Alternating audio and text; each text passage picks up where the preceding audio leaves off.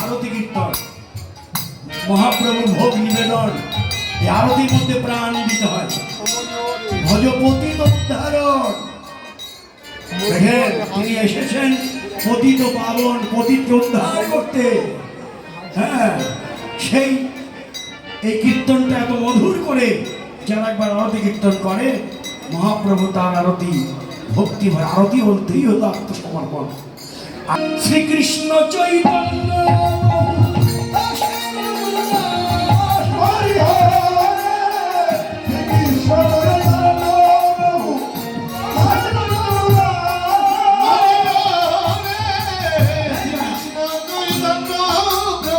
মরি